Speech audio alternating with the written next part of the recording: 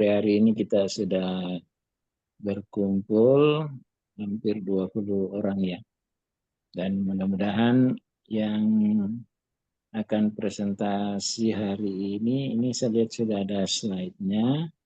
Kita langsung aja, tapi ada beberapa hal yang perlu saya sampaikan kepada teman-teman bahwa dalam pembuatan makalah paling tidak yang diperhatikan juga itu referensinya kalau bisa 5 tahun terakhir ya.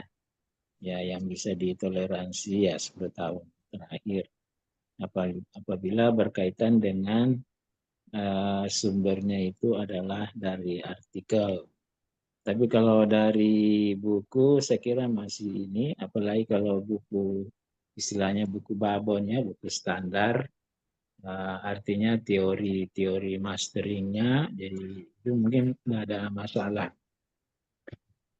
Jadi kita langsung aja memulai ya.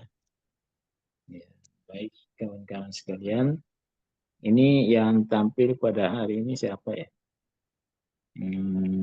Kelompok kami Pak, kelompok IBM, 6. Pak Sanusi, Ibu Vita, dan Pak Sabirin. Oke. Baik kawan-kawan sekalian, karena sekarang kita berbicara mengenai cyber ya. Judulnya yang kita bahas hari ini platform ya, platform pembelajaran online dalam hal learning management system.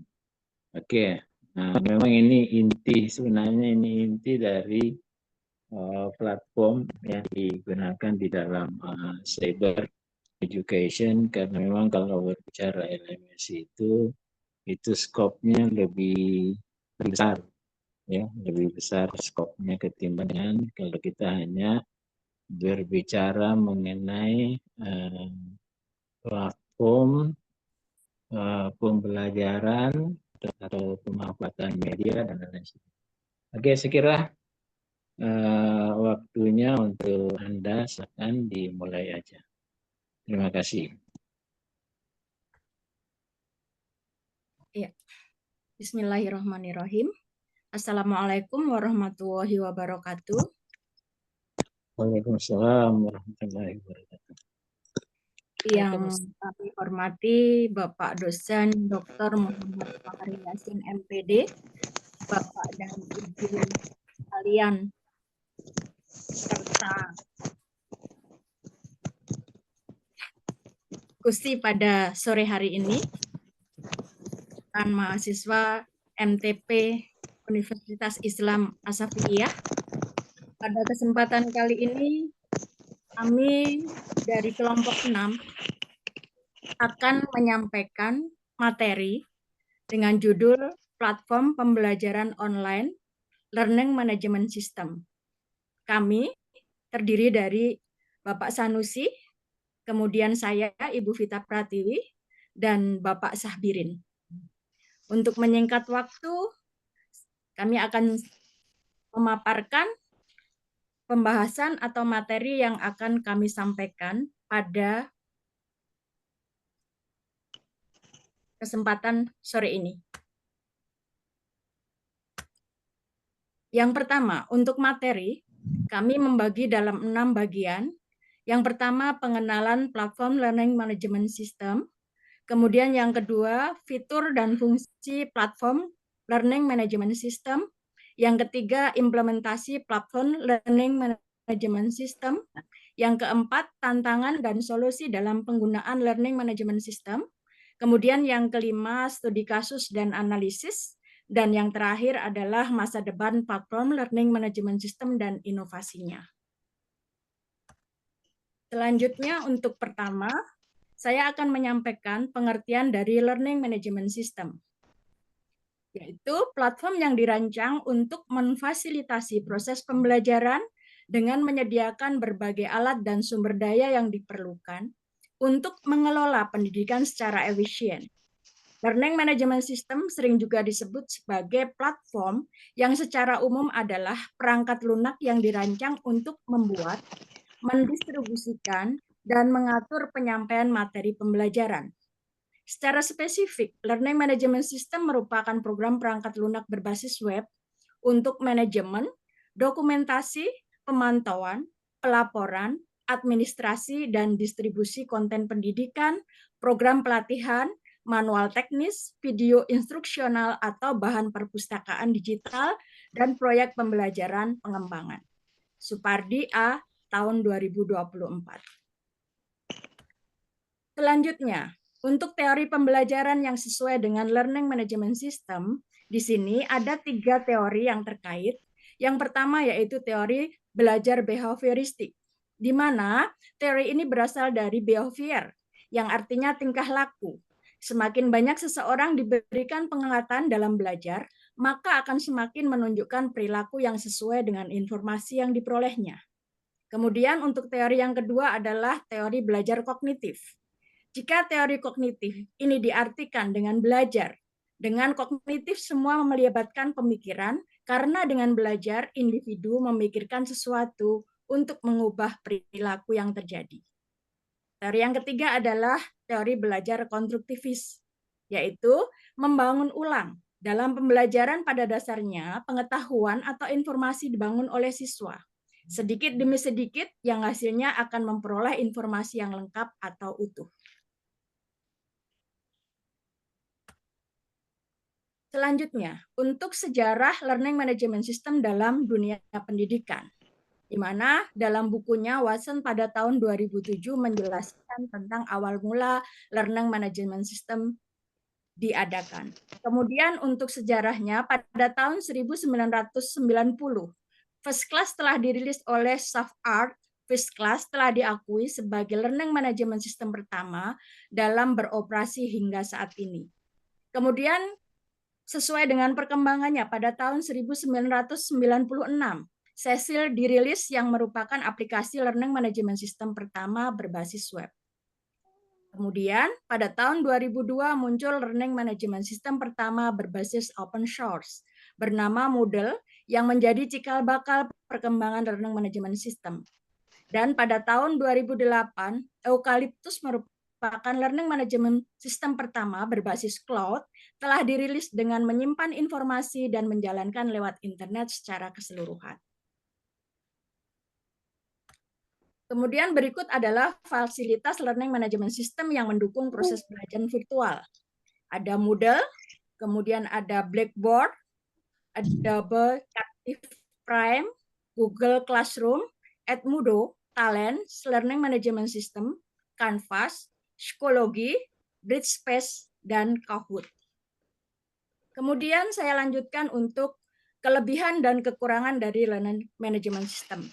Untuk kelebihannya, di sini saya bisa memaparkan ada 9 bagian yang merupakan inti dari kelebihan Learning Management System. Yang pertama adalah biaya lebih murah. Kemudian lebih singkat waktu untuk mengumpulkan dan menganalisis data hasil belajar siswa. Kemudian mempermudah mencari dan mengatur materi pembelajaran untuk siswa. Yang keempat, waktu pembelajaran jadi efisien, dapat diakses kapan saja dan di mana saja. Kemudian yang kelima, menggunakan gambar, suara, animasi, video, dan teks yang membuat materi pembelajaran tidak membosankan. Yang keenam, mendorong siswa untuk melakukan pembelajaran mandiri. Yang ketujuh, konten terdokumentasi dengan baik. Kemudian yang kedelapan, memudahkan interaksi antara guru dan murid. Dan yang terakhir adalah sebagai alternatif pembelajaran online seperti yang terjadi pada saat pandemi COVID 2019 atau COVID-19. Kemudian untuk kekurangannya di sini kami bisa menyampaikan ada 3 poin. Yang pertama adalah untuk mengakses Learning Management System dibutuhkan koneksi internet yang stabil dan bagus. Karena jika tidak, proses pembelajaran melalui Learning Management System pun akan terhambat. Kemudian yang kedua adalah kurang bisa menerapkan interaksi secara real time antara guru dan siswa. Misalnya, apabila ada siswa yang bertanya kepada guru pada hari ini, sementara guru tersebut baru online besok, maka jawaban dari guru tersebut baru bisa diterima siswa pada keesokan harinya. Kemudian yang ketiga, membutuhkan perangkat penunjang seperti komputer, laptop, dan multimedia yang lainnya.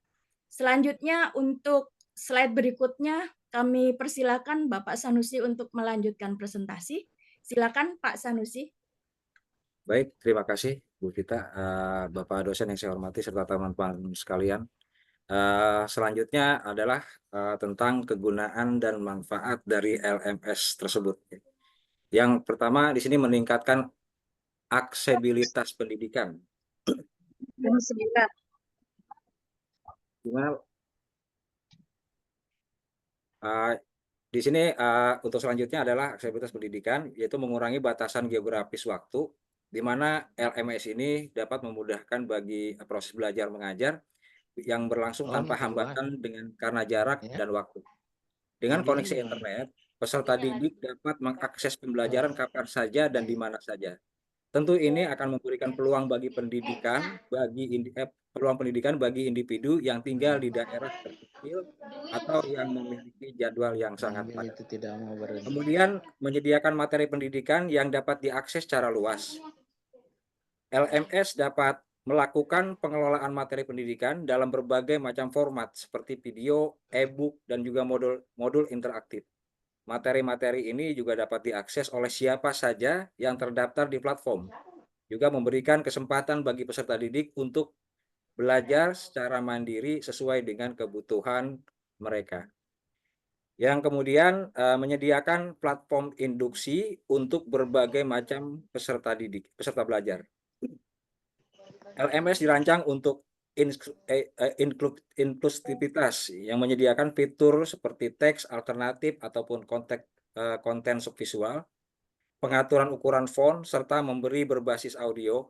Hal ini memastikan bahwa peserta dengan kebutuhan yang khusus juga dapat belajar dengan nyaman dan efektif.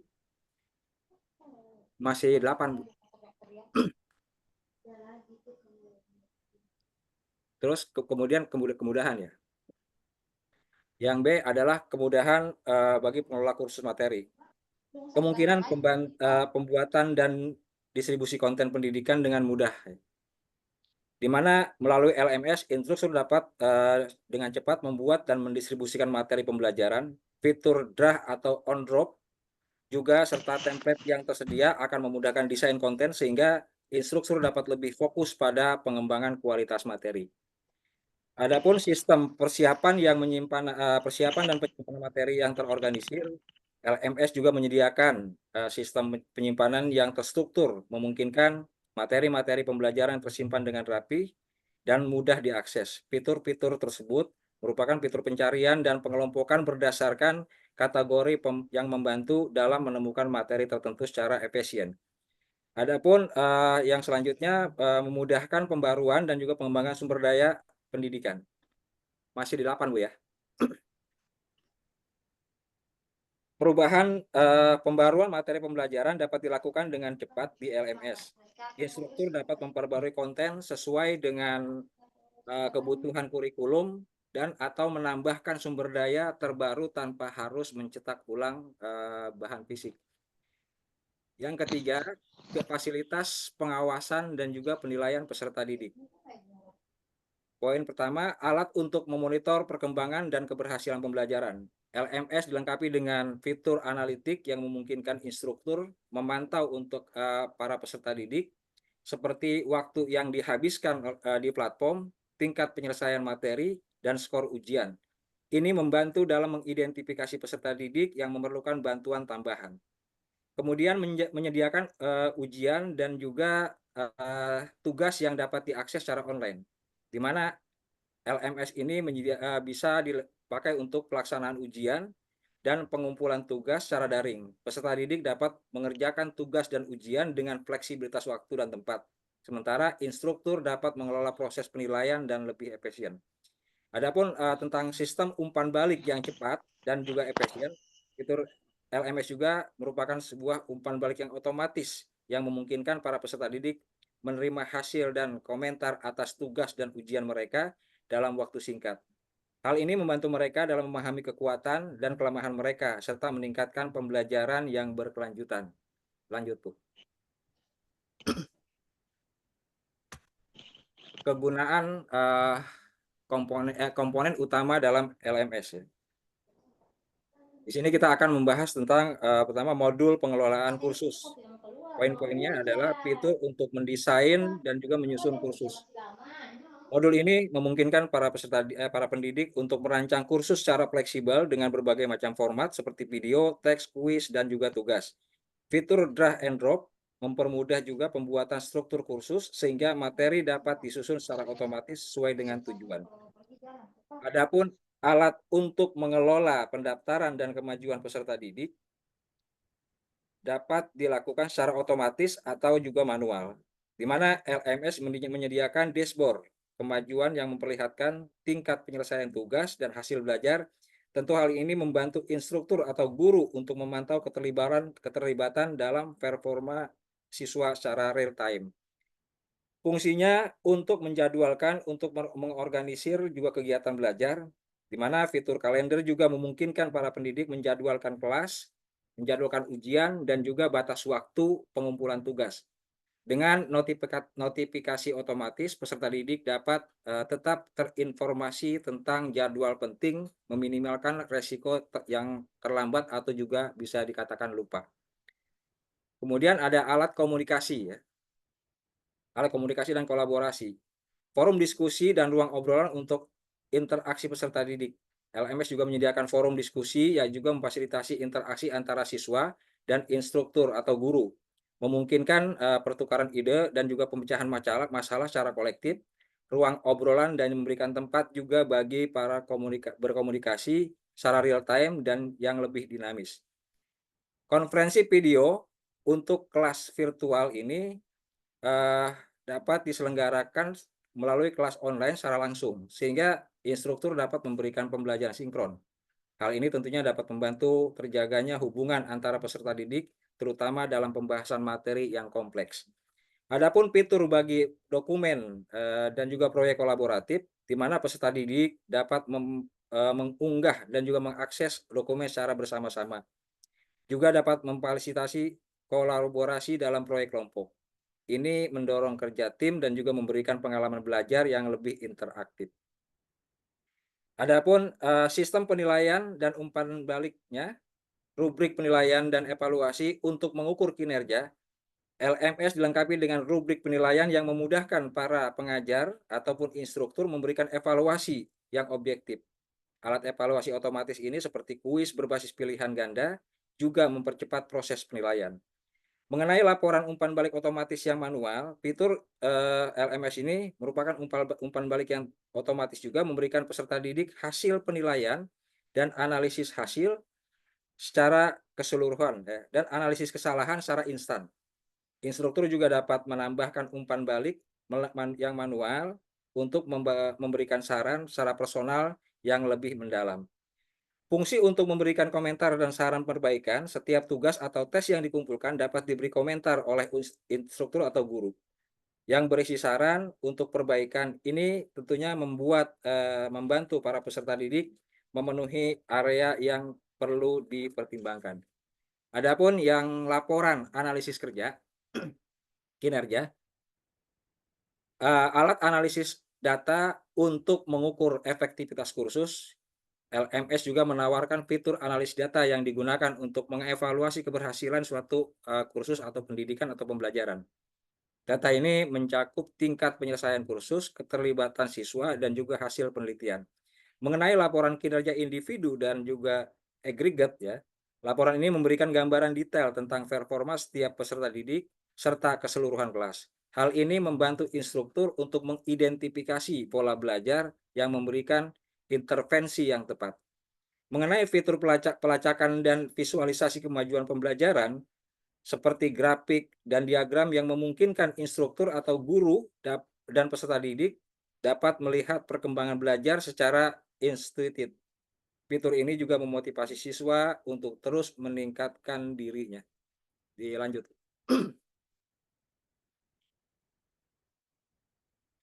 Fitur-fitur platform LMS.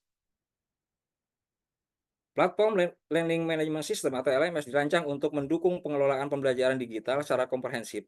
LMS juga menyediakan berbagai macam fitur untuk mempermudah proses pendidikan, mulai dari penyusunan materi, pengelolaan tugas, hingga evaluasi pembelajaran.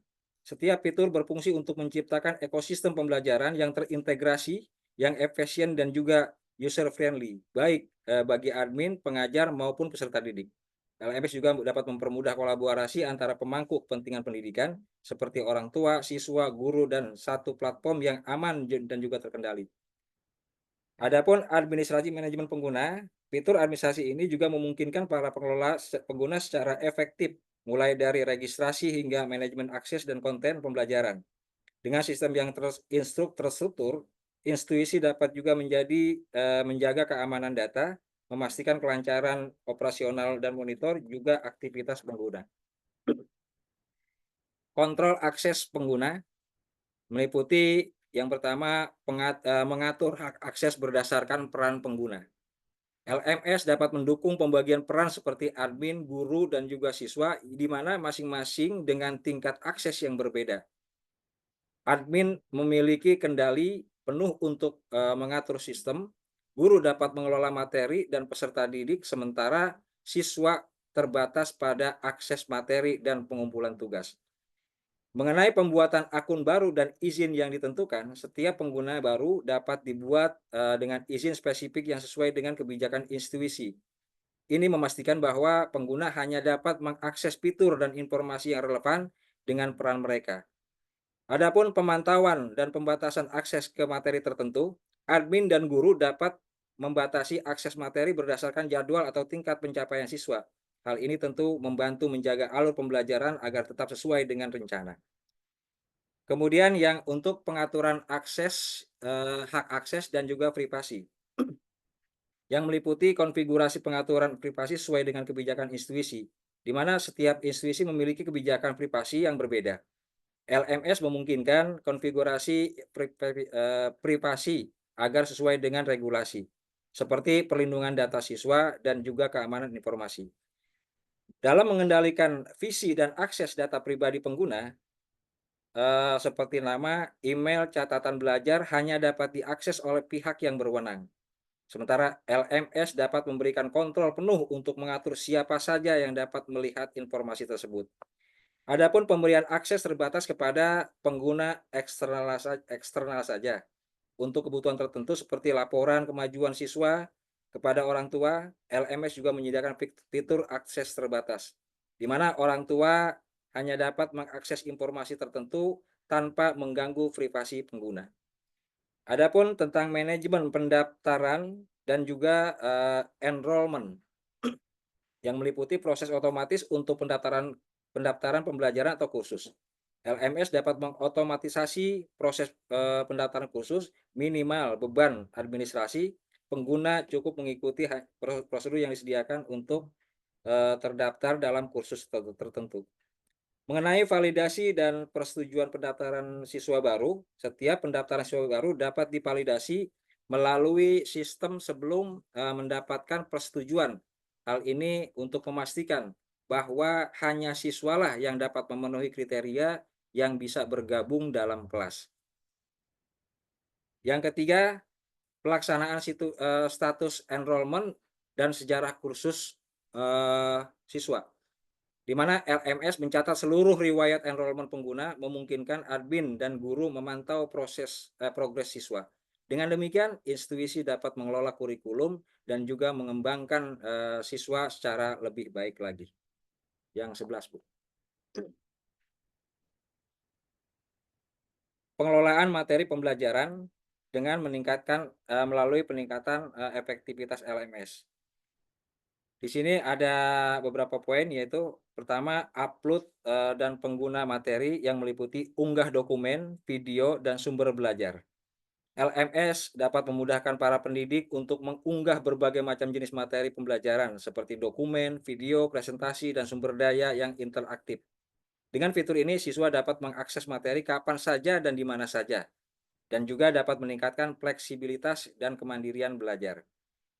Adapun tentang organisasi dan pengelompokan materi yang berdasarkan topik atau minggu, materi pembelajaran dapat diorganisasi secara sistematis sesuai dengan topik atau minggu pembelajaran. di mana pengelompokan ini membantu siswa untuk memahami alur pembelajaran dengan lebih baik lagi, memungkinkan mereka untuk tetap fokus pada suatu bagian materi sebelum melanjutkan ke bagian berikutnya. Dengan satu penetapan target waktu untuk akses materi, LMS menetapkan target waktu akses materi tertentu. Dengan demikian, siswa lebih disiplin dalam menyelesaikan tugas atau pembelajaran sesuai jadwal yang ditentukan. Fitur ini juga memfasilitasi perencanaan pembelajaran yang terstruktur bagi para pendidik. Adapun tentang struktur kursus dan modul yang meliputi penyusunan kursus dalam modul yang terstruktur. Kursus dalam LMS dapat disusun ke dalam modul yang masing-masing berisi submateri atau tema pembelajaran tertentu. Struktur modul ini memudahkan siswa untuk memahami konsep besar melalui pendekatan yang bertahap didasari pada dari dasar hingga pada tingkat terakhir atau tingkat lanjut. Kemudian pengaturan urutan dan keterkaitan antar modul. LMS ini juga dapat melakukan pengaturan urutan modul sehingga pembelajaran berjalan secara sistematis. Keterkaitan antara modul dapat membantu siswa melihat hubungan antara konsep yang satu dengan yang lainnya, juga memperkuat pemahaman dan integrasi pengetahuan. Adapun untuk penyediaan deskripsi dan tujuan setiap modul dapat dilengkapi dengan deskripsi singkat dan tujuan pembelajaran yang jelas. Tentu ini akan memberikan siswa gambaran mengenai hasil belajar yang diharapkan, sekaligus memotivasi mereka untuk mencapai target tersebut. Kemudian integrasi dengan sumber daya eksternal, di mana LMS ini dapat menghubungkan LMS dengan perpustakaan digital ataupun Open Educational Research.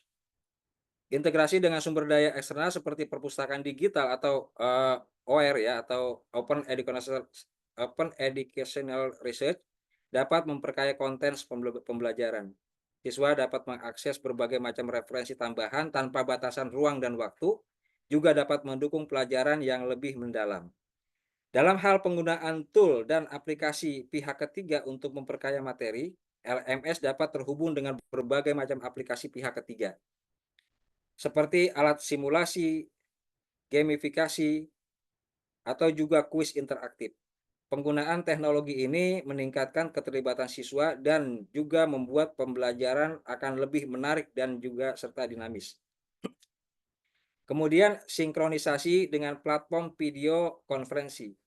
Dalam mendukung pembelajaran sinkron, LMS dapat disinkronkan dengan platform video konferensi seperti Zoom atau juga Microsoft Teams.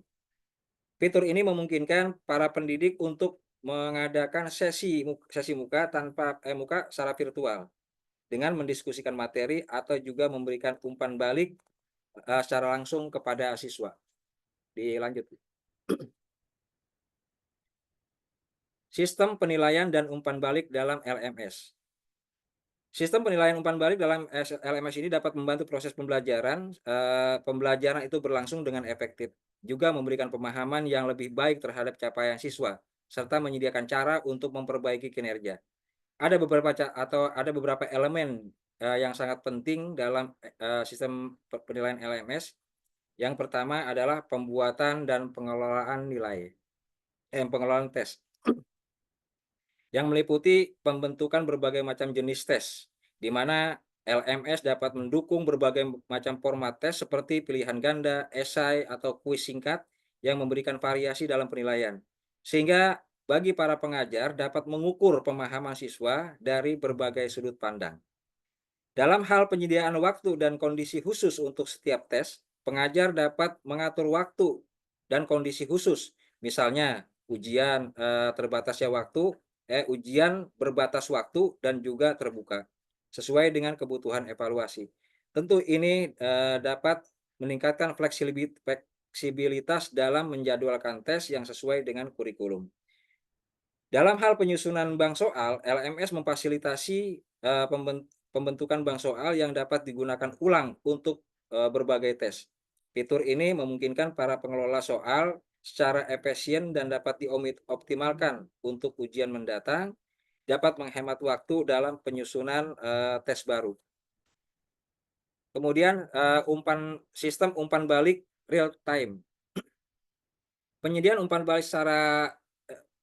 segera akan dilakukan setelah penilaian, di mana LMS segera memberikan umpan balik secara otomatis setelah tes atau kuis itu selesai, yang dapat membantu siswa untuk memahami hasil mereka secara langsung dan juga dapat belajar dari kesalahan mereka. Yang kedua, menyertakan komentar konstruktif. Untuk tugas dan kuis, di mana pengajar dapat memberikan komentar khusus yang bersifat konstruktif untuk tugas atau kuis, dapat membantu siswa memahami area yang perlu diperbaiki. Mengenai notifikasi otomatis kepada siswa tentang umpan balik yang terbaru, setiap kali umpan balik itu tersedia, LMS secara otomatis mengirimkan notifikasi kepada siswa sehingga mereka bisa segera membaca dan memahami saran dari pengajar. Kemudian analisis dan laporan kinerja siswa, yang meliputi menganalisis data hasil tes dan penugasan untuk menentukan tren belajar siswa. LMS memberi kemudahan bagi para pengajar untuk mengidentifikasi pola kinerja dan juga tren belajar siswa yang berguna untuk menyesuaikan metode pengajaran yang intervensi yang lebih tepat. Kemudian menyediakan laporan kinerja untuk guru, siswa, dan orang tua, di mana LMS di sini menawarkan laporan kinerja yang dapat diakses oleh guru, siswa, dan orang tua untuk transparansi dalam penyampaian akademi siswa. Adapun alat pelaporan yang dapat disesuaikan untuk kebutuhan spesifik, laporan dalam LMS dapat disesuaikan sesuai dengan kriteria penilaian, juga tujuan pembelajaran tertentu, sehingga laporan menjadi lebih relevan dan sesuai dengan kebutuhan. Dilanjut. Implementasi platform LMS yang efektif. Implementasi yang berhasil ini memerlukan persiapan yang menyeluruh, mulai dari pemahaman kebutuhan pendidikan hingga pelatihan sumber daya manusia. Berikut adalah langkah-langkah kunci yang dapat membantu organisasi atau institusi dalam memanfaatkan LMS secara optimal. Pertama, perencanaan dan persiapan melalui analisis kebutuhan pendidik. Dalam tahap awal implementasi LMS, analisis kebutuhan pendidik menjadi fondasi penting. Langkah-langkahnya yang pertama adalah mengidentifikasi tujuan pendidikan dan hasil pembelajaran yang diharapkan. Tentu hal ini melibatkan pemetaan kompetensi yang ingin dicapai oleh siswa, serta memastikan keselarasan dengan kurikulum yang berlaku. Dalam hal pengumpulan data tentang kebutuhan siswa dan staf pengajar dapat dilakukan melalui survei, juga wawancara atau forum diskusi. Data ini akan memberikan gambaran rinci tentang preferensi, tantangan, serta kesiapan digital dari seluruh pemangku kepentingan. Kemudian menyusun laporan kebutuhan spesifik untuk LMS dapat membantu untuk memastikan bahwa platform yang dipilih mampu untuk memenuhi kebutuhan teknis dan juga pedagogis institusi. Pemilihan platform LMS yang tepat. Tentu ini merupakan langkah strategis yang membutuhkan evaluasi yang mendalam, di mana kita langkah-langkahnya adalah dengan mengevaluasi fitur yang ditawarkan oleh berbagai platform LMS untuk memastikan platform itu mampu mendukung berbagai macam metode pembelajaran seperti sinkron dan juga asinkron, serta menyediakan alat evaluasi yang komprehensif. Kemudian mempertimbangkan anggaran dan biaya implementasi untuk memastikan bahwa platform tersebut tidak hanya efektif tetapi juga sesuai dengan kapasitas keuangan institusi. Selanjutnya, menganalisis kemampuan integrasi dengan sistem yang sudah ada, seperti database sekolah atau sistem manajemen lainnya, untuk memastikan operasional dapat berjalan lancar tanpa hambatan teknis. Dalam hal pelatihan dan pengembangan sumber daya manusia, dan melalui adalah sebuah elemen kunci dalam suatu keberhasilan LMS. Dengan menyusun program pelatihan untuk staf pengajar dan administrator LMS bertujuan untuk meningkatkan keterampilan teknis mereka dalam menggunakan platform tersebut secara optimal. Kemudian dengan pelatihan ini dapat dilengkapi dengan workshop dan juga seminar untuk pengenalan platform LMS, di mana peserta dapat mempraktekkan penggunaan LMS secara langsung dalam skenario pembelajaran yang nyata. untuk mendukung pembelajaran secara mandiri. Dan kemudian membuat panduan dan dokumentasi penggunaan LMS dengan memberikan referensi yang mudah diakses oleh seluruh pengguna. Hal ini untuk memastikan kepada mereka agar mereka dapat memanfaatkan fitur LMS dengan maksimal kapan saja dan di mana saja. Lanjut. Implementasi teknis dalam platform pembelajaran LMS. Ini adalah suatu yang teknis yang sangat tepat yang merupakan fondasi untuk memastikan bahwa LMS dapat berfungsi optimal dan dapat mendukung pembelajaran. Tahapan-tahapan berikut ini memberikan gambaran penting dalam proses teknis implementasi LMS. Yang pertama, instansi dan konfigurasi sistem.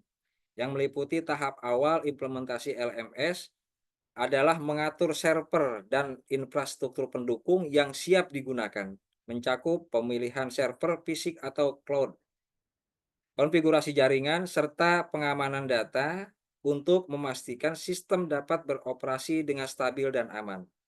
Infrastruktur yang kuat akan mendukung kelancaran proses pembelajaran online, terutama saat lalu lintas pengguna itu meningkat.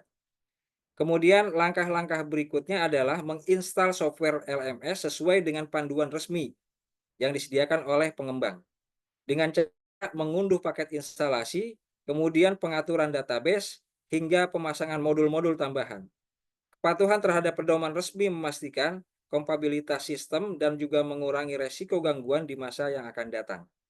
Setelah diinstalasi, LMS untuk mengkonfigurasi sistem itu sesuai dengan kebutuhan institusi, mencakup pengaturan peran pengguna, struktur kursus, hingga integrasi dengan sistem lain seperti single sign-on atau SSO, atau perangkat lunak evaluasi. Konfigurasi yang tepat akan meningkatkan efisiensi operasional dan juga pengalaman pengguna. Dalam hal migrasi data dan materi pembelajaran, ini untuk mengkategorikan dan menyiapkan data yang akan dimigrasi.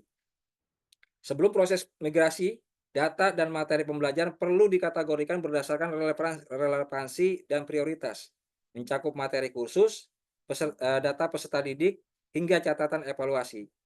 Persiapan ini bertujuan untuk mempermudah proses pemindahan serta memastikan tidak ada informasi penting yang terlewatkan. Kemudian memilih metode migrasi yang aman dan efisien.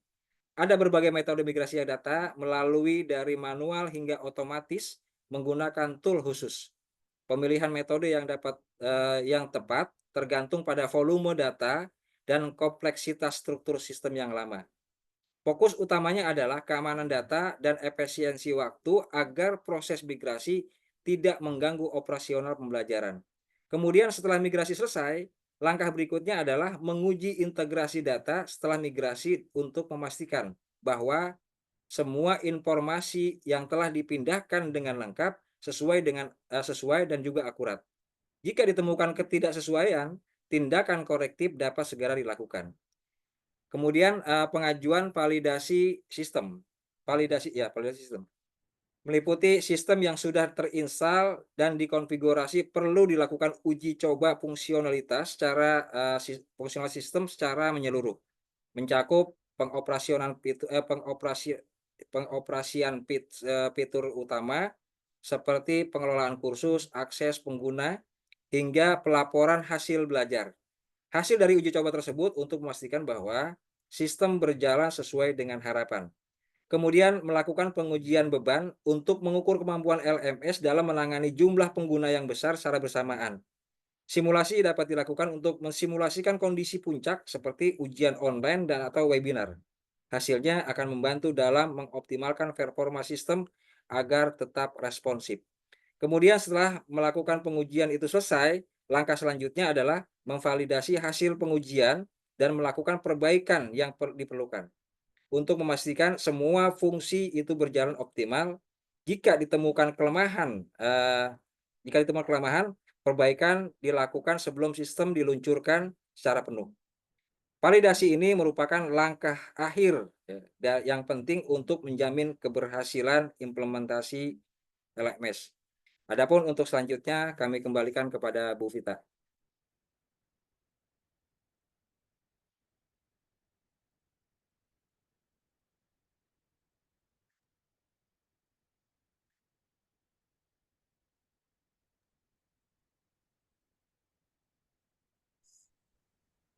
Ya, Halo? saya lanjutkan. Peluncuran dan uji coba. Yang pertama untuk peluncuran tahap pertama meliputi menyusun rencana peluncuran bertahap untuk mengurangi resiko. Kemudian yang kedua adalah mengadakan sesi pelatihan untuk pengguna awal. Dan yang ketiga menyediakan dukungan teknis intensif pada tahap peluncuran pertama. Selanjutnya untuk yang kedua adalah evaluasi feedback dan penyesuaian, yaitu mengumpulkan umpan balik dari pengguna melalui survei dan wawancara, kemudian menganalisis data umpan balik untuk mengidentifikasi masalah utama, dan melakukan penyesuaian platform berdasarkan umpan balik yang diterima. Dan yang selanjutnya menyusun strategi dukungan dan pemeliharaan. Membuat rencana dukungan teknis jangka panjang untuk pengguna, menyusun jadwal pemeliharaan rutin dan peningkatan sistem, dan membentuk dukungan khusus untuk menangani isu dan permintaan pengguna. Silakan Pak Rin jika sudah siap untuk melanjutkan slide berikutnya. Ya, Bu Vita, terima kasih. Slide berikutnya.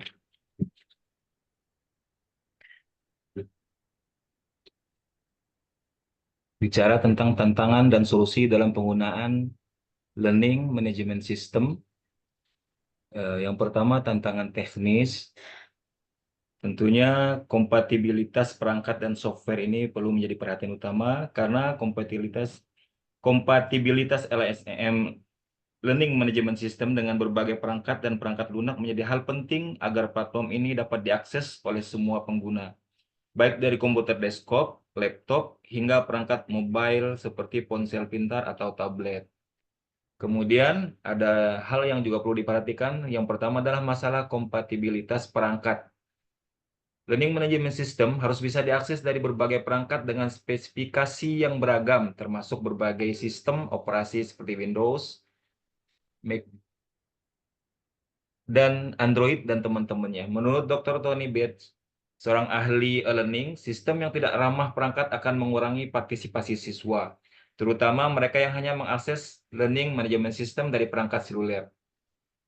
Kemudian ada integrasi dengan aplikasi pihak ketiga. Learning Management System seringkali memerlukan integrasi dengan aplikasi lain seperti alat konferensi video atau perangkat pembelajaran tambahan. Namun, integrasi ini seringkali menimbulkan masalah kompatibilitas. Misalnya, beberapa aplikasi tambahan mungkin tidak bekerja dengan baik di browser atau sistem operasi tertentu, sehingga pengguna mengalami kendala.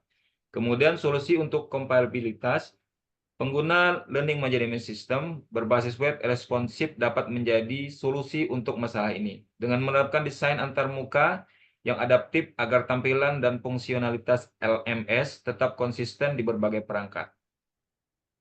Kemudian, ketersediaan jaringan dan infrastruktur.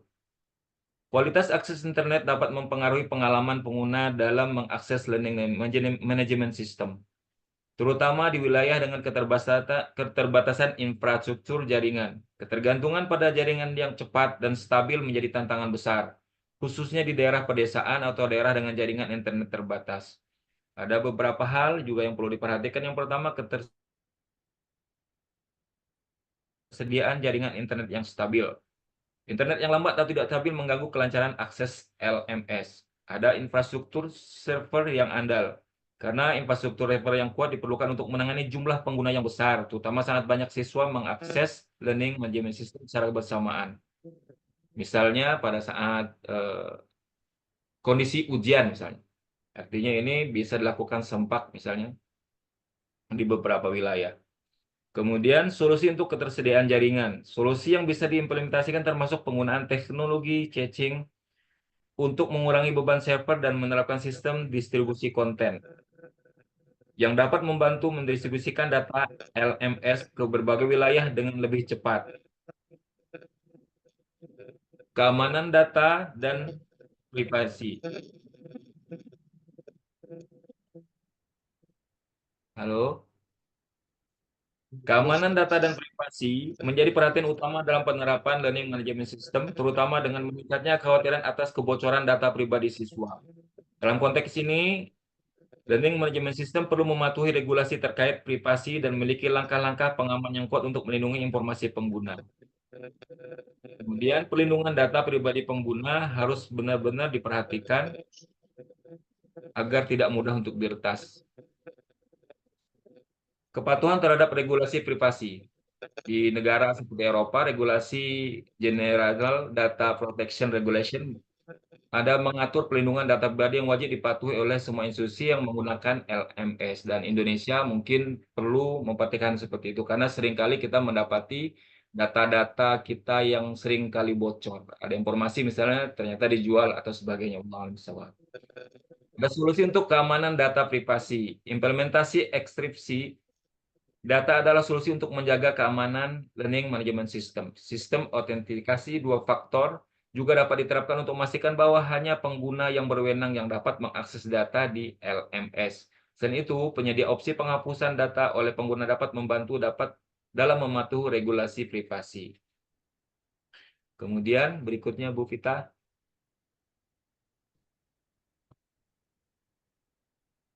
Ada tantangan pengelolaan dan operasional. Salah satu tantangan utama dalam mengelola LMS adalah adaptasi perubahan, di mana staf dan siswa harus menyesuaikan diri dengan sistem baru yang seringkali berbeda dari metode pembelajaran tradisional. Maka perlu adanya manajemen perubahan dan adaptasi. Ada tantangan manajemen perubahan dan adaptasi.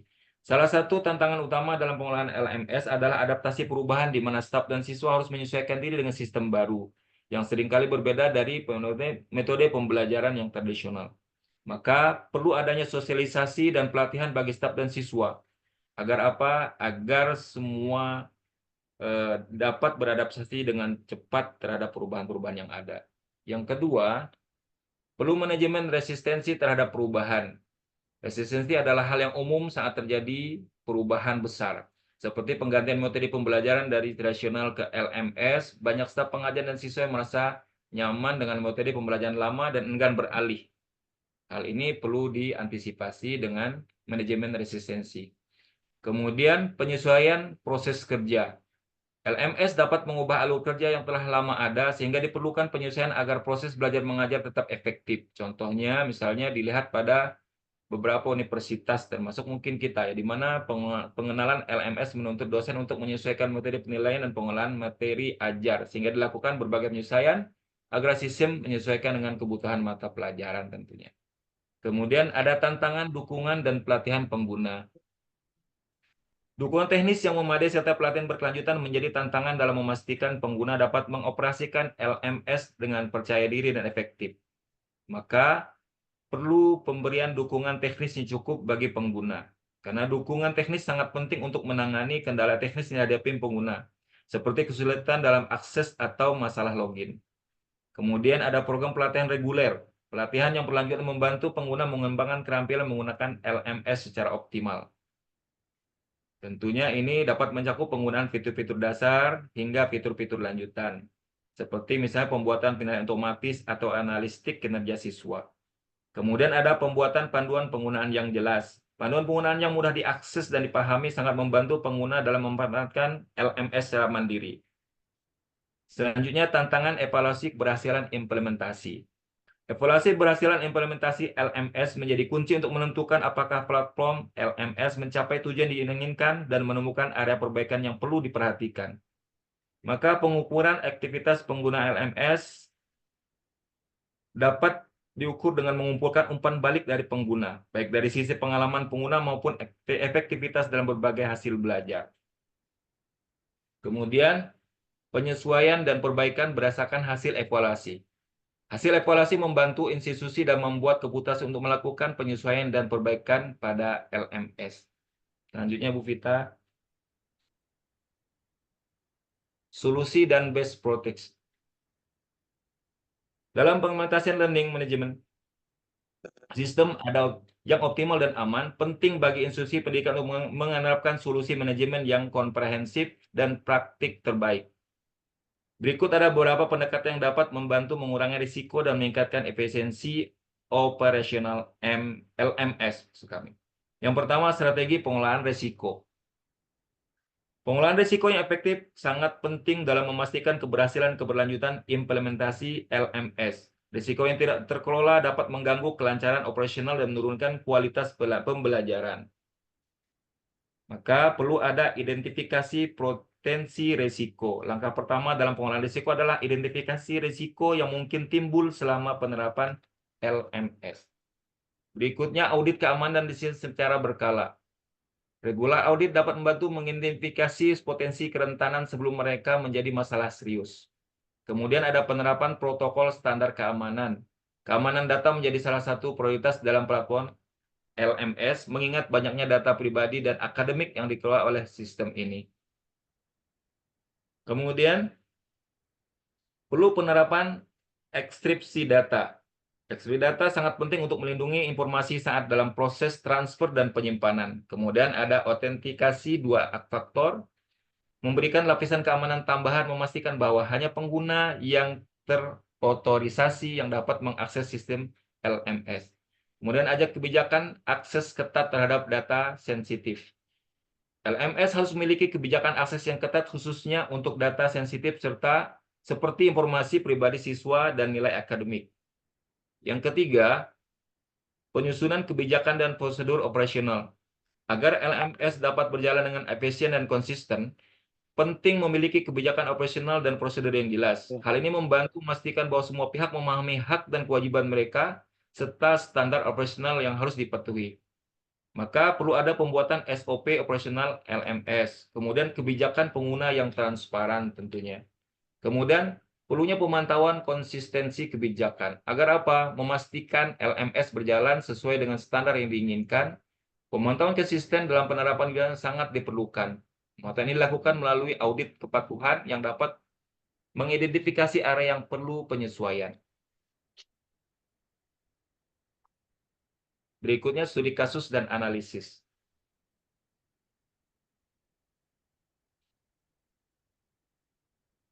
Learning Management System telah diterapkan di berbagai jenis institusi, mulai dari pendidikan tinggi dan lembaga-lembaga pendidikan lainnya. Setiap institusi menghadapi tantangan, peluang, dan hasil yang berbeda dalam memanfaatkan LMS. Berikut ada beberapa studi kasus dan analisis mendalam dari penerapan LMS di 3 sektor berbeda. Yang pertama, kasus di institusi pendidikan tinggi. Penerapan LMS di institusi pendidikan tinggi semakin umum, sering meningkatkan kebutuhan akan fleksibilitas dan aksesibilitas dalam pendidikan. Misalnya, banyak universitas seperti kita mungkin salah satunya, dan universitas-universitas lainnya telah menggunakan platform LMS seperti Canvas dan Blackboard untuk mendukung perkuliahan daring. Ada beberapa yang perlu diperhatikan. Yang pertama, dukungan dalam perkuliahan daring. LMS memungkinkan universitas menyediakan materi kuliah video, tes, dan forum diskusi yang bisa diakses kapan saja dan di mana saja. Kedua, keuntungan dalam manajemen kurikulum dan konten. LMS memungkinkan dosen dan administrator mengelola kurikulum secara efektif. Semua konten kuliah, jadwal, dan hasil evaluasi dapat diakses di satu platform. Kemudian tantangan teknis dan penerimaan pengguna. Meskipun ada banyak manfaat, ada beberapa mahasiswa dan dosen mungkin mengalami tantangan dalam menyesuaikan diri dengan LMS, terutama yang kurang terbiasa dengan teknologi. Kemudian, ada kasus di perusahaan dan lembaga pelatihan. Selain di institusi pendidikan, LMS juga banyak diterapkan di perusahaan dan lembaga pelatihan untuk pengembangan keterampilan karyawan. Misalnya, perusahaan-perusahaan besar seperti Google atau mungkin IBM, salah satu corporation yang besar ya. Kemudian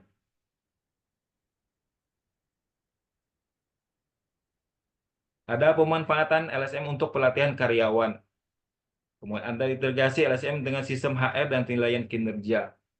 Juga pengukur efektivitas pelatihan melalui LMS. Kasus di sekolah menengah dan dasar.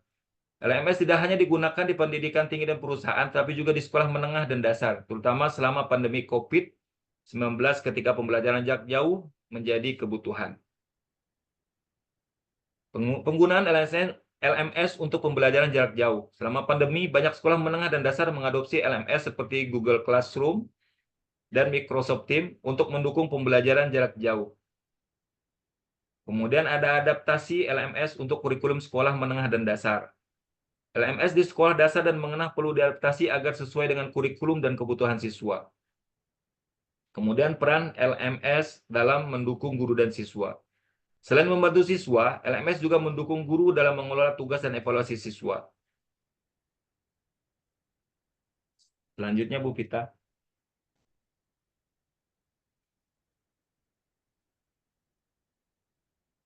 Analisis keberhasilan dan pembelajaran. Platform Learning Management System telah menjadi bagian integral dalam proses pendidikan, baik di institusi pendidikan, perusahaan, maupun lembaga pelatihan lainnya. Keberhasilan penerapan LMS bergantung pada beberapa faktor yang meliputi dukungan manajemen, sudah keluar. kesiapan teknologi, serta kemampuan kegunaan untuk belajar beradaptasi. Berikut ada beberapa analisis keberhasilan implementasi LMS, pembelajaran dari tantangan yang hadapi, dan strategi untuk kebaikan berkelanjutan. Pertama, faktor-faktor keberhasilan implementasi. Ada beberapa faktor kunci mendukung kesuksesan implementasi LMS dalam proses pembelajaran dan pelatihan. Yang pertama, dukungan manajemen dan kepemimpinan. Dukungan dari manajemen dan puncak adalah esensial agar LMS bisa diintegrasikan dengan lancar dalam sistem yang ada. Yang kedua, tentunya infrastruktur teknologi yang memadai. Ketersediaan infrastruktur teknologi seperti koneksi internet yang cepat dan server yang kuat juga menjadi faktor kunci. Di beberapa daerah, mungkin kita menemukan infrastruktur teknologi yang kurang memadai, dapat menyebabkan timpangan dalam akses LMS. Kemudian kesiapan dan pelatihan pengguna. Pengguna, seperti guru, siswa, dosen, staf IT, memerlukan pelatihan yang baik agar dapat menggunakan LMS secara optimal. Pelatihan ini meliputi pengenalan fitur, cara mengakses materi, serta panduan teknis lainnya. Kemudian, pembelajaran dari tantangan yang dihadapi. Dalam proses penerapan LMS, berbagai tantangan teknis dan non-teknis seringkali muncul, dan ini memberi pembelajaran penting bagi institusi. Yang pertama, kendala teknis seperti keterbatasan akses internet, terutama di daerah terpencil, menjadi kendala utama banyak institusi. Universitas terbuka di Indonesia misalnya mengatasi hal ini dengan menyediakan mode offline untuk beberapa materi dan mengembangkan aplikasi yang bisa diakses dalam kondisi jaringan rendah. Kemudian resistensi dari pengguna yang kurang familiar dengan teknologi, karena tidak semua pengguna familiar dengan beberapa fitur teknologi, sehingga sering muncul resistensi. Dan ini perlu pendekatan bertahap dengan memberikan pelatihan berulang dan dukungan khusus. Kemudian pemeliharaan dan peningkatan sistem LMS secara berkala.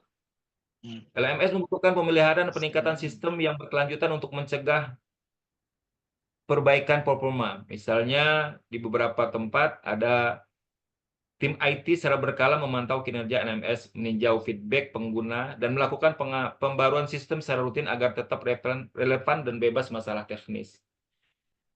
Ada perbaikan dan optimasi berkelanjutan. Keberhasilan LMS juga tergantung pada upaya perbaikan dan penyesuaian yang berkelanjutan agar sistem selalu sesuai dengan kebutuhan dan perkembangan teknologi. Maka perlu ada evaluasi rutin dan feedback dari pengguna. Ini sangat penting dan perlu dilakukan. Berikutnya, pengembangan fitur-fitur baru sesuai dengan kebutuhan. Tentunya disesuaikan dengan kebutuhan pengguna, misalnya menambahkan fitur evaluasi, fitur komunikasi langsung antara guru dan siswa. Kemudian kolaborasi dengan penyedia LMS untuk peningkatan layanan. Kerjasama dengan penyedia platform LMS sangat penting untuk memastikan peningkatan layanan. Halaman berikutnya, Bu. Dampak jangka panjang penggunaan LMS. Kini telah menjadi komponen utama dalam dunia pendidikan yang menawarkan kemudahan akses terhadap berbagai sumber daya pembelajaran fleksibel waktu dan peluang untuk metode pembelajaran lebih adaptif. Dampak jangka panjang penggunaan LMS tidak hanya mempengaruhi siswa, tetapi juga mengubah budaya pembelajaran, pola interaksi, serta meningkatnya kapasitas pengajar. Yang pertama, pengaruh terhadap proses pembelajaran. Pengguna LMS memberikan banyak manfaat bagi proses pembelajaran yang pada akhirnya mendukung hasil belajar yang lebih optimal. Maka perlu ada peningkatan akses sumber daya belajar Dengan LMS, siswa dapat mengakses materi pembelajaran kapan saja dan di mana saja, memperkaya pengalaman belajar mereka. Kemudian, perlu fleksibilitas waktu dan tempat belajar bagi siswa. Karena dengan LMS memungkinkan siswa untuk menyesuaikan waktu belajar sesuai dengan kebutuhan dan kemampuan mereka. Perlu adanya metode pembelajaran lebih adaptif dan personalisasi. LMS yang dilengkapi dengan fitur personalisasi memungkinkan pengajaran yang adaptif. Pengajaran yang adaptif di mana konten dapat disesuaikan berdasarkan kebutuhan dan tingkat kemampuan siswa. Kemudian, perubahan dalam budaya dan pola pembelajaran. LMS juga telah memengaruhi budaya belajar pola pembelajaran lebih kolaboratif dan berbasis teknologi. Peralihan dan pembelajaran berbasis teknologi telah mendorong peralihan besar dalam pendidikan di mana teknologi menjadi alat utama dalam proses pembelajaran. Di Singapura, Kementerian Pendidikan menerapkan LMS di hampir semua sekolah untuk mempromosikan pembelajaran berbasis teknologi. Hal ini diterima baik oleh siswa maupun pengajar. Itu mungkin contoh terdekat dari negara tetangga kita, Singapura. Kemudian ada peningkatan kolaborasi antara siswa dan pengajar secara digital. LMS memfasilitasi kolaborasi yang lebih intens antara siswa dan pengajar. Perubahan pola interaksi dan komunikasi dalam lingkungan pendidikan. LMS mengubah cara berinteraksi dalam lingkungan pendidikan di mana komunikasi bisa lebih mudah dilakukan secara digital, baik dalam bentuk pesan, video, atau webinar. Selanjutnya meningkatkan kapasitas dan kompetensi pengajar. LMS juga memiliki dampak positif bagi pengajar, membantu mereka mengembangkan keterampilan, meningkatkan profesionalitas, dan memperluas jejaring pengetahuan. Pelatihan dan pengembangan profesionalitas pengajar melalui LMS dapat menyediakan modul pelatihan profesional bagi pengajar, memungkinkan mereka untuk terus mengembangkan kompetensinya. Di Finlandia, contohnya, penggunaan LMS sebagai pelatihan guru adalah salah satu komponen penting dalam program pendidikan nasional yang terbukti meningkatkan kualitas pengajar secara keseluruhan. Kemudian akses ke sumber daya dan komunitas global bagi pengajar.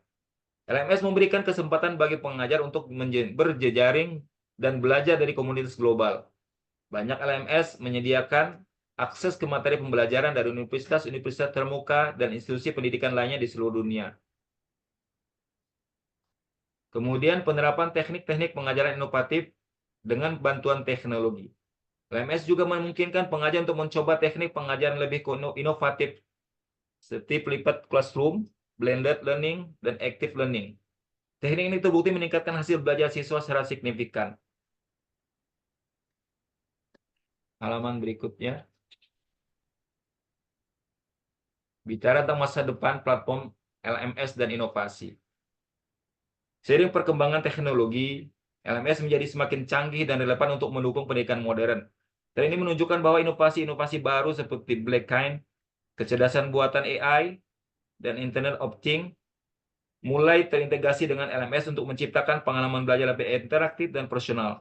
Berikut ini adalah beberapa tren dan inovasi masa depan dalam pengembangan LMS. Yang pertama, tren perkembangan terkini.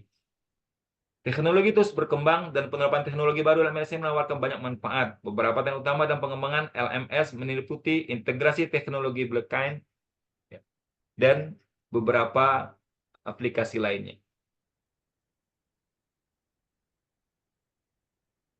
Yang kedua, peningkatan fitur pembelajaran kreatif aktif. Pembelajaran kreatif aktif merupakan pendekatan yang mendorong keterlibatan dan kreativitas siswa melalui metode interaksi dalam LMS. Pengembangan fitur multimedia interaktif seperti video dan audio, penggunaan forum diskusi dan ruang kolaborasi untuk peningkatan partisipasi siswa, implementasi alat evaluasi otomatis untuk memberikan umpan balik yang cepat dan tepat. Kemudian penggunaan kecerdasan buatan. Penerapan chatbot untuk bantuan dan dukungan belajar secara instan, analistik dan pembelajaran berbasis AI untuk memahami pola belajar siswa, penggunaan algoritma AI untuk personalisasi konten dan pembelajaran. Berikutnya, Bu, kita. Inovasi dalam pembelajaran online terus berkembang. Dan platform kini dilengkapi dengan teknologi mutakhir yang memperkaya pengalaman belajar dan meningkatkan efektivitas proses pembelajaran. Tren seperti virtual reality atau VR dan AR Pembelajaran personalisasi serta gamifikasi membuka peluang besar untuk menciptakan lingkungan belajar yang lebih menarik sesuai dengan kebutuhan individu. Berikut ini adalah pembahasan mendalam mengenai inovasi ini beserta pendapat ahli dan contoh implementasi nyata di dunia pendidikan. Yang pertama, pembelajaran berbasis virtual reality atau VR dan AR. Penggunaan VR dan AR telah membawa perubahan revolusioner dalam dunia pendidikan, khususnya dalam platform LMS. Teknologi memungkinkan pembelajaran lebih mendalam dan imersif, sehingga siswa dapat memahami konsep secara lebih jelas melalui simulasi interaktif. Pengguna simulasi VR untuk pembelajaran lebih imersif, simulasi VR memberikan siswa ke lingkungan belajar yang lebih realistis. Ada banyak contoh mungkin bisa kita lihat ya di beberapa sekolah ya. Penggunaan VR untuk mengajarkan konsep-konsep fisika dengan membawa siswa ke ruangan angkasa atau ke lingkungan subatom. Kemudian ada implementasi AR dengan interaksi konten yang dinamis dan menarik. AR memungkinkan siswa untuk berinteraksi dengan konten yang ada di dunia nyata melalui perangkat mereka. Misalnya di beberapa sekolah di Finlandia, AR digunakan untuk mengajarkan sejarah dan sains dengan mempromosikan gambar 3D yang berada di atas peta atau objek fisik. Sehingga siswa dapat mempelajari anatomi tubuh atau belajar geografis secara lebih interaktif. Kemudian pengembangan laboratorium virtual untuk praktikum secara online. Penggunaan laboratorium virtual memungkinkan siswa melakukan eksperimen sains dari jarak jauh. Yang kedua ada personalized learning and adaptive learning. Personalized learning dan adaptive learning adalah pendekatan di mana kurikulum disesuaikan dengan kecepatan, kebutuhan, dan gaya belajar siswa. Teknologi ini memungkinkan pembelajaran lebih efektif dan relevan bagi setiap individu. Ada gamifikasi dan pembelajaran interaktif. Gamifikasi adalah pendidikan bertujuan untuk meningkatkan motivasi dan keterlibatan siswa melalui elemen permainan. Elemen-elemen gamifikasi seperti poin, rencana, papan peringkat, dan tantangan basis cerita terbukti membuat pembelajaran lebih menarik. Berikutnya, Bu Vita.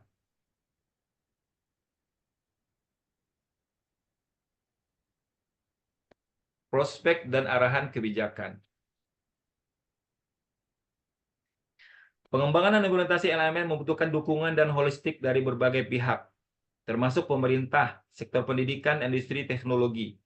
Melalui kebijakan yang tepat, platform LMS lebih efektif digunakan dan menjawab kebutuhan pendidikan di masa depan. Pertama, peran pemerintah dalam penggunaan dan pengembangan LMS maksud kami. Pemerintah memiliki peran krusial dalam memastikan pengembangan LMS yang inklusif dan efektif. Berikut beberapa langkah yang dapat diambil oleh pemerintah dalam mendukung LMS. Pertama, dukung finansial untuk penelitian dan pengembangan LMS. Kemudian, ada pembuatan standar nasional untuk kualitas dan operasional platform. Bisa juga menyediakan program pelatihan bagi pendidik dalam penggunaan LMS tentunya. Yang kedua, kebijakan pendidikan digital. Kebijakan pendidikan digital yang komprehensif adalah langkah penting untuk mengoptimalkan LMS dalam sistem pendidikan. Kebijakan ini perlu mencakup aspek-aspek diantaranya. Ada implementasi kurikulum digital yang mengintegrasi teknologi dalam proses belajar mengajar. Ada pembentukan regulasi untuk melindungi data dan privasi pengguna LMS. Ada pengajuan kebijakan subsidi akses internet dan perangkat teknologi untuk sekolah dan siswa. Kemudian ada kolaborasi antara pendidikan dan industri teknologi. Kolaborasi antara sektor pendidikan dan industri teknologi sangat dibutuhkan untuk menghadirkan inovasi baru dalam LMS dan memastikan bahwa platform ini terus relevan dengan pengembangan teknologi terkini. Dan ini sebenarnya di beberapa negara maju sering kali mereka lakukan penelitian-penelitian dengan melibatkan industri para pemilik perusahaan-perusahaan besar tentunya. Kami rasa demikian penjelasan kami dan penyampaian materi kami pada hari ini. Kami kembalikan kepada Ibu Vita.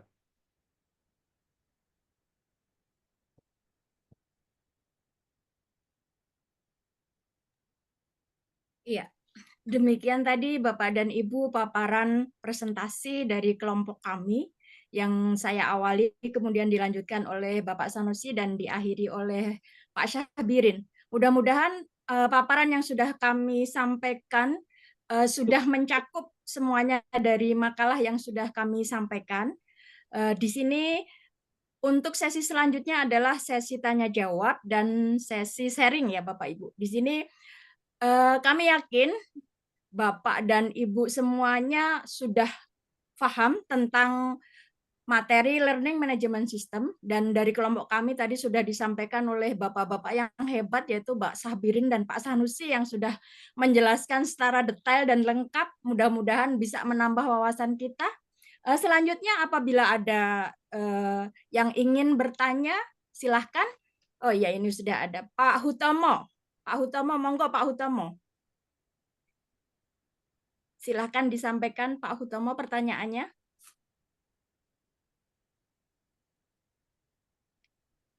Halo?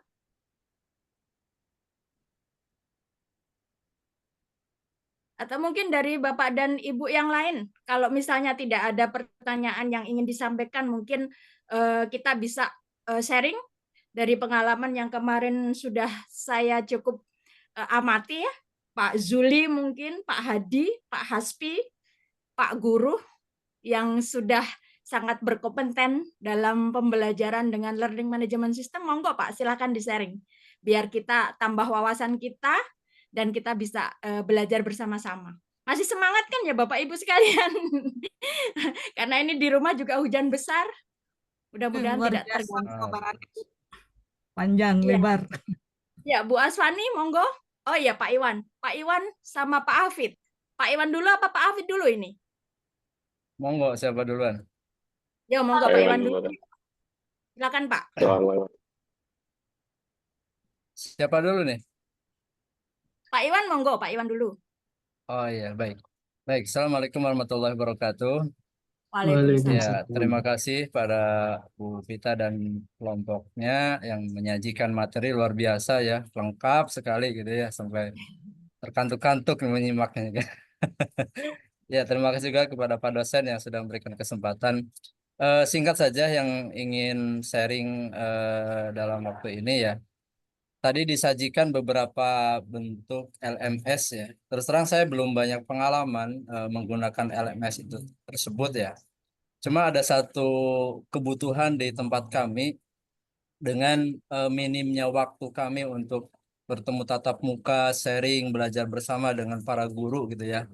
Kami sebagai pimpinan atau manajemen merasa butuh nih untuk menggunakan LMS ya sebagai sarana untuk mungkin berbagi informasi atau katakan pelatihan, kursus yang bisa secara mandiri untuk bisa mengupgrade kompetensi para guru di tempat kami. Mungkin pengalaman di rekan-rekan LMS seperti apa ya, syukur-syukur gratis ya. Yang terbaik lah untuk bisa jadi opsi kami mencoba menggunakan sistem LMS ini untuk kebutuhan yang tadi saya sampaikan. Mungkin demikian Bu Vita. Iya, saya ulang ya Pak Iwan pertanyaannya. Iya. Tadi Pak Iwan menanyakan Learning Management System yang terbaik untuk peningkatan kinerja di lembaga kerja Pak Iwan, begitu ya? Ya, untuk membuat mungkin model pelatihan berbasis LMS ya. Oh, untuk model pelatihan Pelatihan atau apa ya? Ya kursus ya, kursus kompetensi guru gitu ya. Oh, ini berarti terkait dengan kinerja pegawai ya Pak ya, bukan siswa ya Pak ya?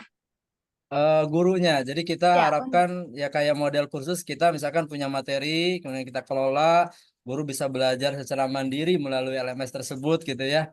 Tapi nanti kita juga bisa mengukur tentunya hasil pembelajarannya tersebut gitu. Demikian. Ya, terima kasih Pak Iwan. Iya, Selanjutnya Pak sama-sama. Hafiz. Monggo Pak Hafiz. Oke, Bu, terima kasih atas ininya.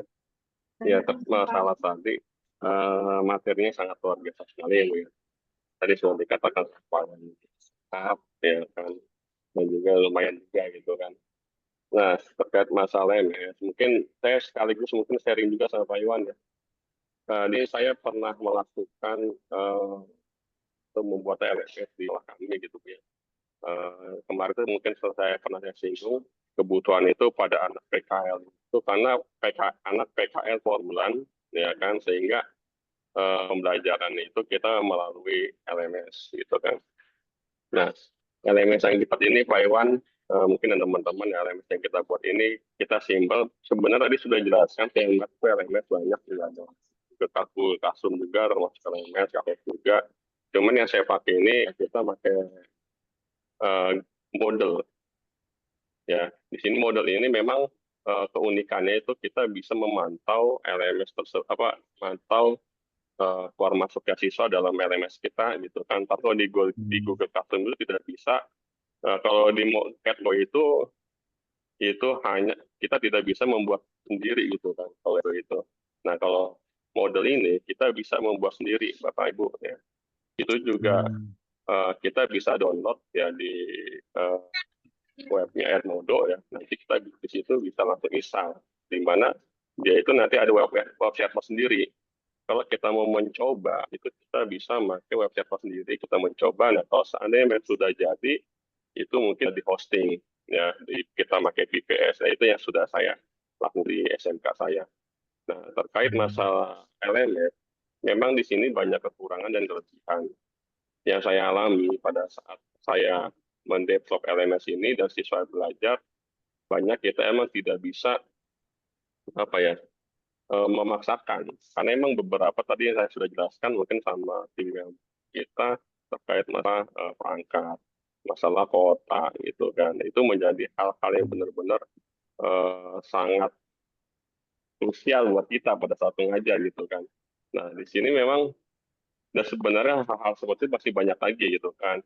Yang sehingga ketika kita memberikan pembelajaran terhadap siswa itu banyak rintangannya lah itu kan untuk menggunakan LMS. Karena memang harusnya LMS ini harus diuji coba dulu sebelum kita melakukan dari segi alat, dari segi kuota, benar-benar harus disetujui juga sama pihak keluarga. Itu yang penting. Nah, mungkin di situ saya ada pertanyaan juga ya sama Bu Vita terkait masalah timnya Bu Vita terkait masalah LMS. Di sini saya mau nanya, apakah penggunaan LMS ini mempengaruhi peran guru dalam pembelajaran Bu Vita? Di sini LMS ini apakah justru menguatkan atau melemahkan kita sebagai guru untuk posisi fasilitator? Mungkin itu aja Bu Vita untuk saya. Oke, Assalamualaikum. Terima kasih Pak Afid untuk sharingnya dan pertanyaannya. Ada lagi Bapak dan Ibu? Satu pertanyaan lagi mungkin? Silakan.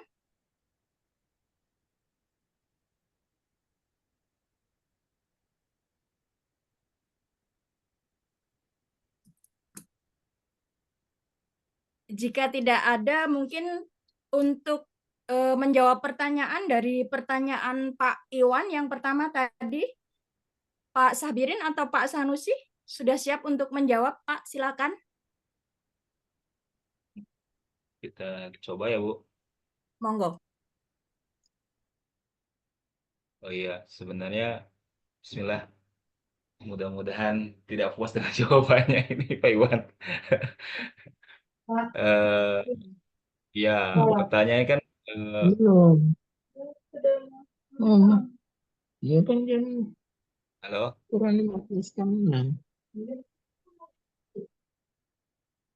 Iya, ini model pelatihan LMS di sekolah yang kira-kira efektif digunakan gitu ya Pak Iwan ya? Iya Pak, ya Pak. Yang ya Iya, yang perlu untuk guru ya, pertama untuk kali. guru. Iya, untuk guru. Pertama kali yang perlu kita ketahui bahwa kita perlu mencari metode yang tentunya evaluasi yang memudahkan pengukuran hasil belajar lah. Pertama pastinya begitu ya. Maka perlu ada langkah-langkah dalam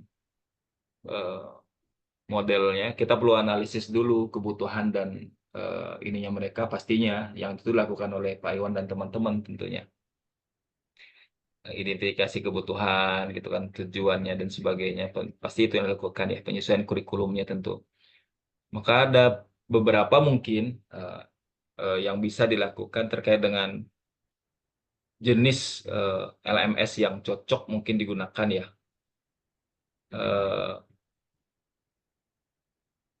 Mungkin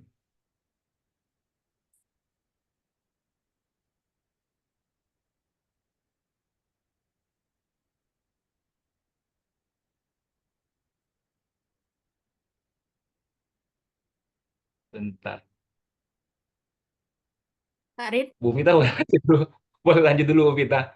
Oh iya, saya sambung sedikit ya Pak Rin, boleh? Boleh. Iya. Bismillahirrahmanirrahim. Izin ya Pak Iwan ya. Baik, siap Bu, siap. Mohon maaf kalau nanti jawabannya kurang tepat ya. Kalau sepengetahuan saya, kalau untuk LMS itu kalau kami yang kebetulan berdinas sebagai PNS itu kami disediakan fasilitas platform Merdeka Mengajar. Nah, itu di situ sudah cukup memenuhi kebutuhan untuk penilaian kinerja kami. Itu secara nasional. Jadi kalau misalnya mungkin dalam implementasi yang akan dilaksanakan di sekolah Pak Iwan apabila ingin membuat aplikasi LMS yang baru, mungkin untuk PMM itu bisa dijadikan sebagai referensi. Karena di situ semuanya sudah tercakup dan sudah sangat lengkap. Jadi kalau kita mencari yang terbaik atau yang sempurna itu kembali pada kebutuhan dari sekolah kita atau lembaga kita. Jadi jawaban dari saya mungkin itu, takut nanti dalam penyampaiannya malah salah ya.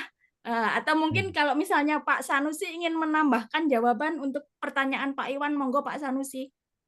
Kalau Baik. untuk saya itu saja Pak Iwan jawabannya, mudah-mudahan bisa jadi tambahan pengetahuan. Iya Terima Ibu, kasih. terima kasih. Ya. Baik, terima kasih Bu Vita dan juga para Bapak Ibu sekalian. Mungkin sekedar menambahkan saja, kalau tadi menurut Pak Iwan, apa sih yang cocok yang kalau bisa mau gratis digunakan gitu Pak Iwan ya? Iya, siap. Ini yang biasa banyak dilakukan, kalau Moodle itu yang dulu pernah saya pakai waktu masa pandemi COVID, itu awalnya tetap dari pihak sekolah membayar setiap bulan kalau nggak salah itu 125 dulu ya. Tapi kalau yang di sini referensi yang biasanya sangat mudah dan memang itu biasa digunakan gratis, banyakkan di Google Classroom, Pak. Ini menurut apa yang pernah saya pakai, karena kalau Moodle biasanya ketika pas sudah masa waktunya habis, kita nanti akan di situ nggak bisa akses lagi. Tapi yang pernah saya coba juga pakai kalau Google Classroom, ini tanpa batas. Biasanya nggak ada notifikasi apakah kita harus sampai batasan dengan banyak fitur-fitur apa yang sudah kita masukkan atau namanya untuk mata pelajaran atau kelas-kelas mana yang materi-materi apa yang sudah kita masukkan itu biasanya tanpa batas yang udah pernah saya lakukan. Nah, jadi kalau rekomendasi dari saya mungkin teman-teman yang lain ada, ini lebih cenderung kepada Google Classroom. Nah, itu kalau menurut prediksi saya kalau untuk para guru-guru. Dan itu menurut saya untuk Google Classroom ini selain dia mudah digunakan, juga dia aksesnya untuk ke Google Doc, Google Drive, kita mau masukkan materi-materi apa saja dan bahkan membuat kelas juga memasukkan materi-materi itu lebih enak. Itu menurut menurut analisa saya, Pak. Mungkin begitu Pak Iwan. Baik, terima kasih Pak Sanusi, Masya Allah. Ya, terima kasih atas rekomendasinya. Baik, sama-sama Pak Iwan. Cukup Pak Iwan? Cukup Insya Allah. Ya, selanjutnya untuk pertanyaan dari Pak Afid ya, tentang penggunaan LMS itu apakah melemahkan atau menguatkan untuk kegiatan pembelajaran di sekolah, begitu ya Pak Afid ya? Posisi kalau nggak salah, posisi guru. Monggo Pak Sanusi, sudah siap untuk menjawab? Baik, sedikit saya mungkin sekedar menggambarkan saja. Kalau saya simak tadi, apakah LMS dapat menguatkan dan melemahkan posisi guru dengan adanya LMS tersebut ya. Tentunya di sini, apakah dia melemahkan atau juga menguatkan, itu tergantung dari bagaimana LMS itu bisa diimplementasikan di sekolah, Bu, ya. Pak, masalahnya, di sini kalau kita, bagaimana tuh LMS dapat menguatkan guru, akses ke sumber belajar itu tentunya sangat beragam, di mana LMS itu bisa memberikan guru ke berbagai akses sumber digital. Seperti di situ ada modul, ada video, ada kuis interaktif, dan juga bisa meningkatkan kualitas pembelajaran dengan bahan yang lebih kaya. Atau juga bisa juga mengembangkan inovasi pembelajaran melalui model blended dan juga classroom ya. Mengenai efisiensinya, di sini juga banyak ya guru dapat dengan mudah mendistribusikan materi dan melakukan tugas, juga dapat menganalisa, memantau progres siswa dengan baik. Di sini juga dapat meningkatkan interaksi ya, di mana LMS ini bisa komunikasi dua arah, bisa tempat berdiskusi dengan antara guru dan siswa, juga bisa dengan chat dan lain sebagainya. Nah, terus adapun yang dapat melemahkan ini jika implementasinya kita apakah itu melemahkan, tergantung juga pada teknologinya. Jika guru tidak menguasai LMS dengan baik, ya jelas itu akan kurang kompeten bagi siswa dan juga guru. Dan juga pengurangan kurangnya interaksi antara guru dan siswa gitu. Di mana di sini LMS lebih cenderung mengurangi interaksi langsung antara guru dan siswa yang penting untuk membangun hubungan emosional mereka. Mungkin itu sedikit jawaban dari kami. Adapun selanjutnya mungkin ada tambahan dari yang lain. Terima kasih. Iya, terima kasih Pak Sanusi. Bagaimana Pak Afid, apakah sudah cukup atau mungkin dari Bapak Ibu yang lain ingin menambahkan, membantu menjawab untuk pertanyaan dari Pak Afid? Monggo. Mungkin cukup Bu ya. Sudah mau Cukup. 5:30 ini ya. Oh ya, untuk sesi diskusi kami cukupkan sampai di sini. Tadi pada kesimpulannya dari pertanyaan yang sudah disampaikan oleh dua peserta, yang pertama untuk pengimplementasian LMS yaitu harus ada persetujuan dari semua pihak tertentu, dari mulai persiapan, kemudian proses uji coba dan implementasi serta evaluasi, dan kemudian yang kedua adalah perlunya model blended learning di mana LMS bisa berfungsi positif apabila didukung dengan kemampuan para penggunanya untuk menggunakannya secara maksimal, juga teknologi yang mendukung, dan akan dirasa melemahkan apabila kedua kompetensi itu tidak terpenuhi.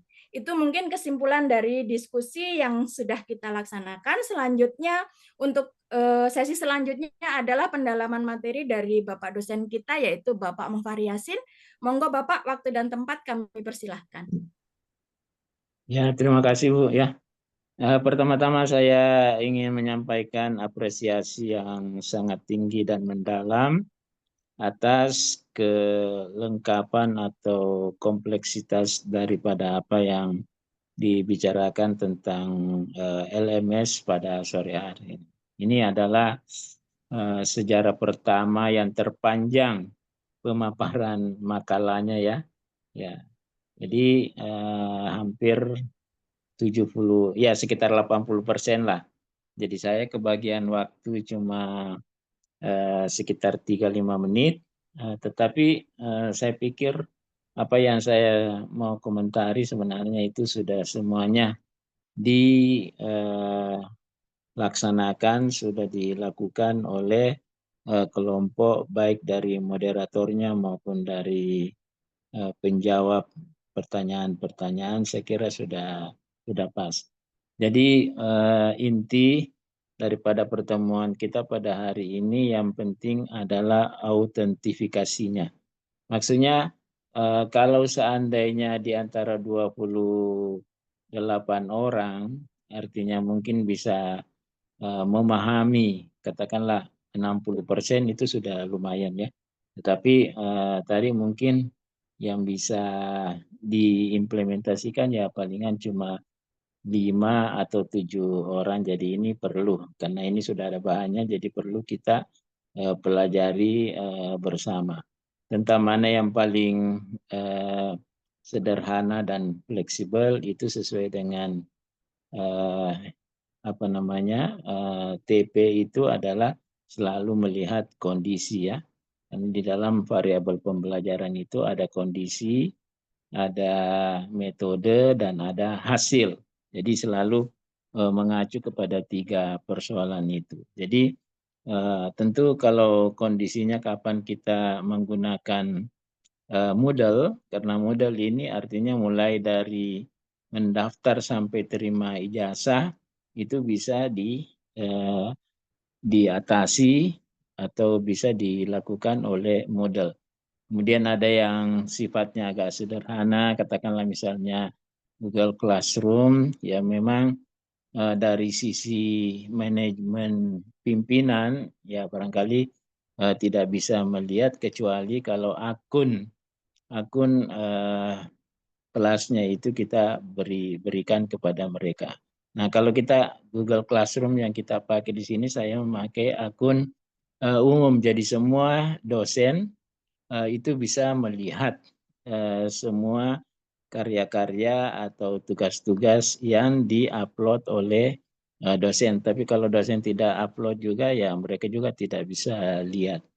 Nah, jadi yang jelasnya bahwa persoalan pertanyaan Pak Hafiz tadi yang berkaitan dengan apakah guru ini tambah kuat kinerjanya atau bisa melemah dengan adanya manajemen learning management system ini. Jadi itu sangat tergantung juga ya, sama dengan jawabannya Pak Sabirin tadi bahwa tergantung kepada the man behind the gun-nya.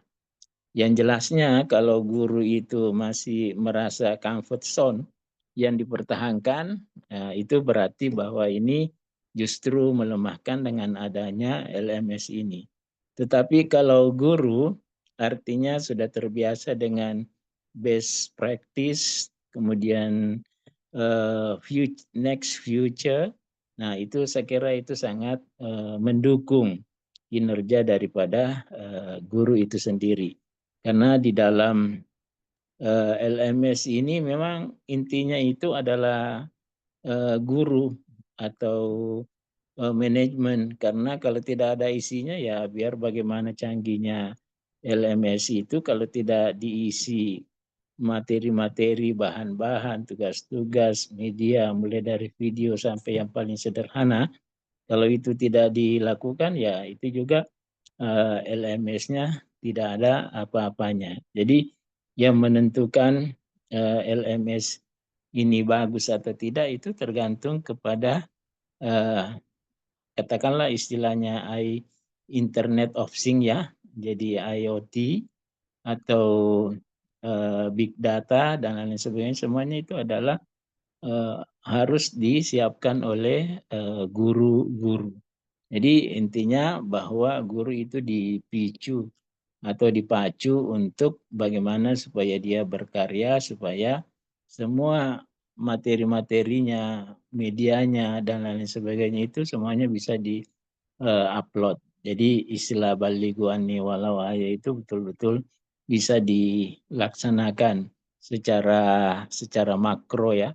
Jadi bukan saja secara mikro, tetapi secara makro. Karena di dalam sistem LMS itu sangat mendukung istilah MOOC. Jadi Massive Open Course. Jadi itu sangat mendukung karena istilahnya unlimited ya. Jadi pesertanya itu bisa unlimited. Jadi bukan hanya 10 tetapi bisa ribuan. Tetapi kembali lagi kepada kekuatan sinyal dan bandwidth yang ada di universitas itu. Karena semakin banyak orang yang akses berarti tantangannya adalah persoalan pulsa, persoalan jaringan dan lain sebagainya. Oleh karena itu teman-teman sekalian, semua LMS yang ada itu masing-masing ada kelebihannya tergantung kepada cakupan atau kesederhanaan dari apa yang disiapkan oleh lembaga yang terkait dengan mungkin ada yang hanya pembelajaran tetapi persoalan administrasi mungkin tidak masuk di situ.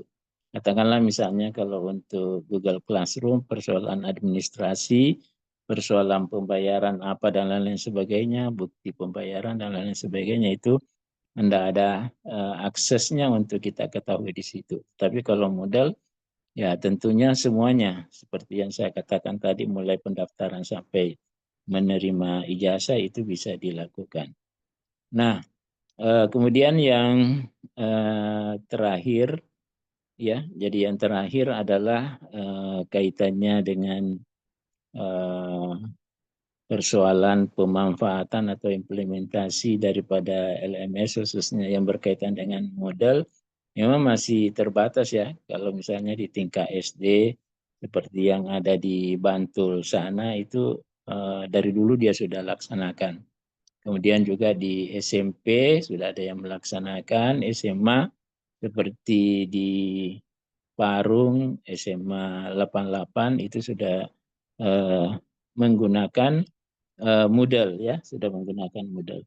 Nah, oleh karena itu saya kira inti dari yang kita diskusikan pada hari ini, marilah kita mencoba untuk memahami apa yang disampaikan tadi oleh kelompok yang begitu lengkap ya, mulai dari A sampai Z itu hampir tidak ada yang terlupakan tinggal kita ingin mengetahui dari tahapan-tahapan itu sejauh mana kita bisa implementasikan di sekolah kita, dan tentu memilih yang paling LMS yang paling sederhana, sedang, sampai yang kompleks, tergantung kepada kondisi.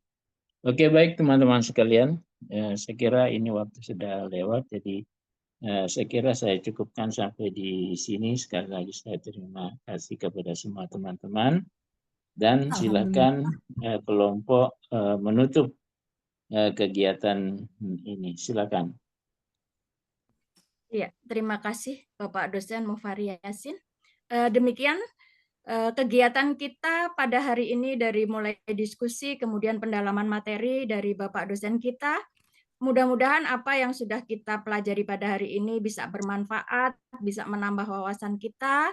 Dan kami dari kelompok 6 mohon maaf apabila dari awal sampai akhir ada kekurangan dalam kami menyampaikan atau mungkin ada kata-kata yang tidak berkenan, mohon dimaafkan. Untuk kesempatan kali ini saya tutup pertemuan kita ini dengan membaca hamdalah. Alhamdulillahirabbil alamin. Selanjutnya, iya. Selanjutnya untuk sesi kuliah hari ini. Terima kasih. Assalamualaikum warahmatullahi wabarakatuh. Waalaikumsalam warahmatullahi wabarakatuh. Alhamdulillah. Ya, alhamdulillah. Sinyal kita pada hari ini lancar.